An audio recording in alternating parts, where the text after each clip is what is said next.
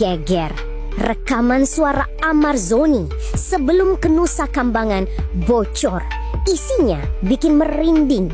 Sebuah kalimat yang kini sedang mengguncang dunia hiburan dan jagat maya Indonesia setelah beberapa hari lalu publik dikejutkan dengan kabar bahwa Amar Zoni kembali dipindahkan ke lapas Nusa Kambangan.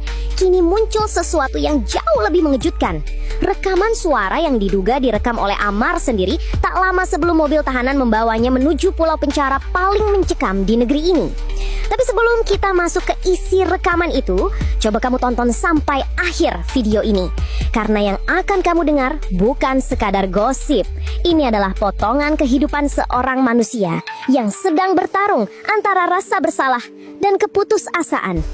Kalau kamu pernah merasa dijatuhkan ketika mencoba bangkit, kamu akan paham kenapa cerita ini begitu menyayat.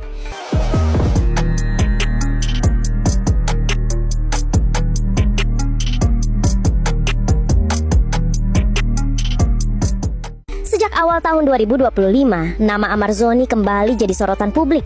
Bukan karena film, bukan juga karena cinta, tapi karena kasus narkoba yang entah untuk keberapa kalinya menyeretnya masuk ke balik jeruji besi. Padahal setelah vonis sebelumnya, Amar sudah menjalani pembinaan di lapas Cipinang dengan catatan perilaku yang cukup baik. Banyak yang bilang ia bahkan sempat aktif mengikuti kegiatan rohani dan mendalami ilmu agama bersama pembina lapas. Namun, badai itu datang tanpa tanda. Pada bulan Oktober 2025, petugas lapas melakukan penggeledahan mendadak. Dari hasil pemeriksaan, ditemukan bukti percakapan di sebuah aplikasi komunikasi terenkripsi bernama Zangi. Dan di situ muncul nama Amar Zoni. Tuduhannya terlibat dalam pengedaran narkoba di dalam rutan. Sebuah pelanggaran berat yang membuat semua prestasi pembinaannya seolah lenyap begitu saja. Amar pun langsung diamankan dan menjalani pemeriksaan intensif. Dari hasil investigasi, ia dinilai berpotensi menimbulkan gangguan keamanan di lapas Cipinang. Maka, atas dasar itu, pada pertengahan Oktober 2025, pihak Kemenkumham mengambil keputusan tegas. Amar Zoni dipindahkan ke lapas kelas 2A Nusa Kambangan Cilacap. Lapas dengan sistem keamanan super ketat. Tempat narapidana kasus besar ditempatkan di sel khusus. 1 orang, 1 ruangan.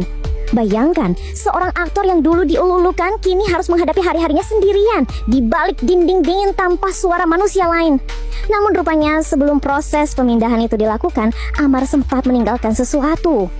Sebuah pesan suara direkam diam-diam di tengah malam menggunakan ponsel kecil yang entah bagaimana bisa ia dapatkan di dalam selnya di Cipinang.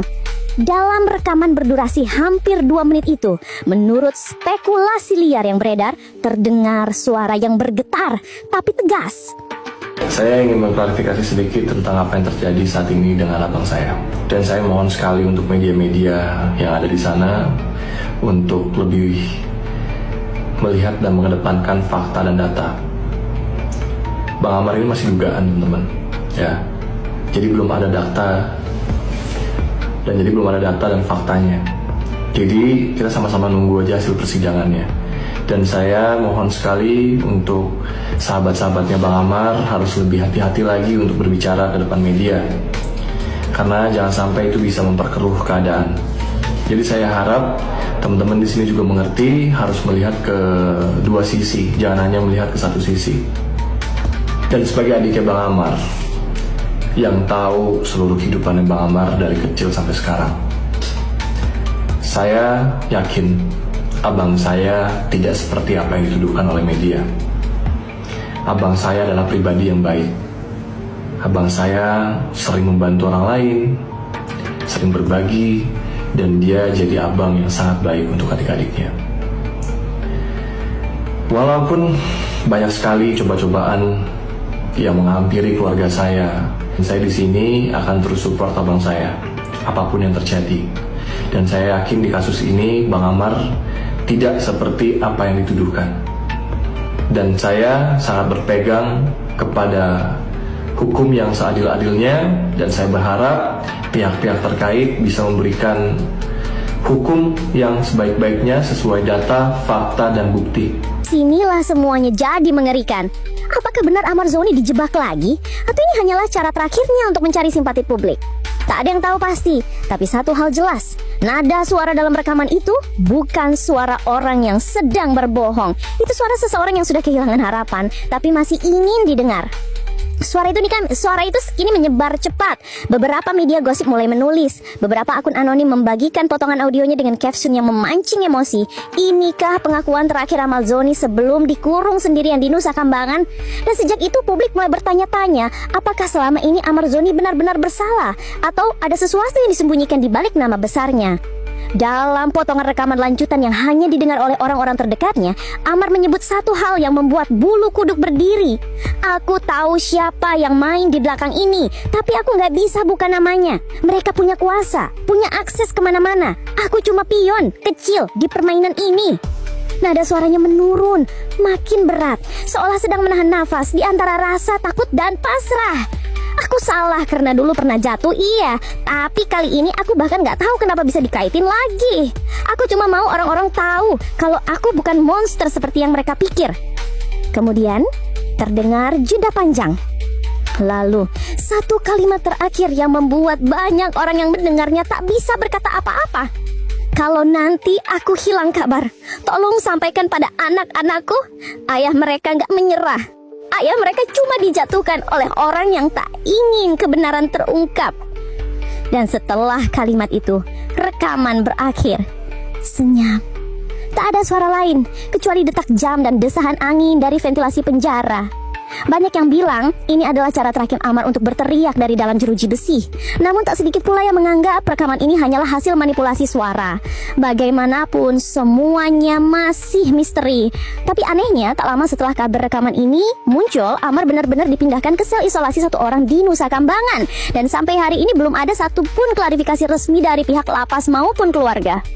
Waktu berjalan tapi gemas suara itu masih menggantung di kepala banyak orang. Kalimat "aku dijebak" seakan menjadi simbol luka bagi siapapun yang pernah jatuh dan disalahpahami oleh dunia. Namun sebelum kamu ikut larut dalam misteri ini, ada hal yang perlu kamu tahu. Cerita yang barusan kamu dengar itu adalah bagian dari spekulasi fiktif yang terinspirasi dari kisah nyata Ahmad Zoni. Kisah ini tidak bermaksud menuduh, menuding atau menyudutkan siapapun, tapi justru untuk mengajak kita semua merenung betapa rapuhnya manusia ketika kesalahan masa lalu dijadikan senjata untuk menjatuhkan kembali.